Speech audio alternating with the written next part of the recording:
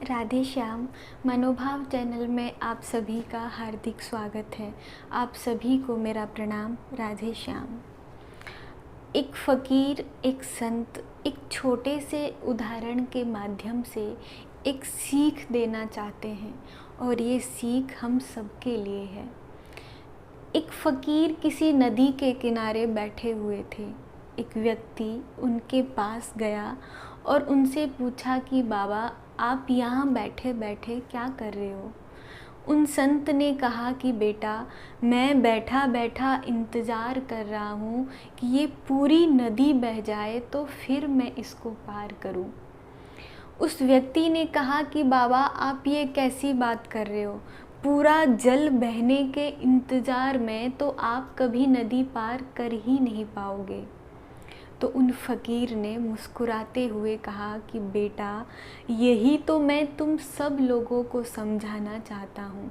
तुम सब लोग जो ये सदा कहते रहते हो कि एक बार जीवन की जिम्मेदारियाँ, जीवन के कार्य पूरे हो जाएंगे, उसके बाद हम भजन करेंगे, उसके बाद हम सेवा सत्संग करेंगे।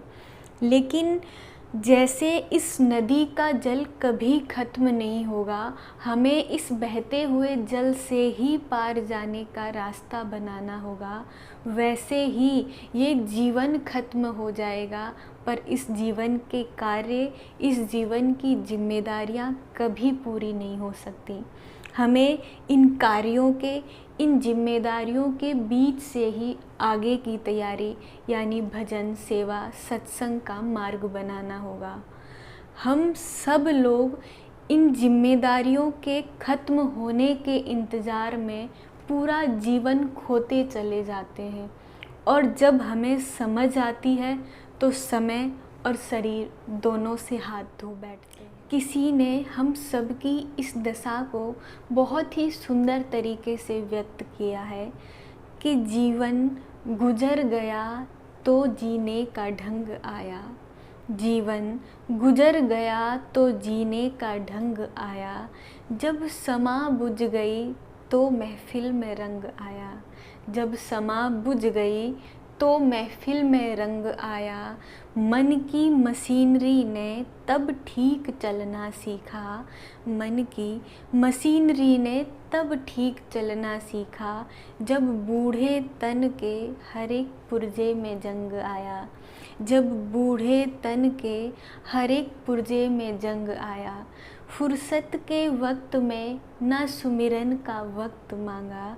फुर्सत के वक्त में ना सुमिरन का वक्त मांगा।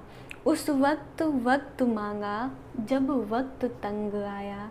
उस वक्त मांगा जब वक्त तंग आया। गाड़ी निकल गई तो घर से चला मुसाफिर। गाड़ी निकल गई तो घर से चला मुसाफिर। मायूस हाथ मलता वापस बेरंग घर आया। मायूस हाथ मलता वापस बेरंग घर आया। आयु ने नत्था सींग तब हथियार फेंक डाले। आयु ने नत्था सींग तब हथियार फेंक डाले।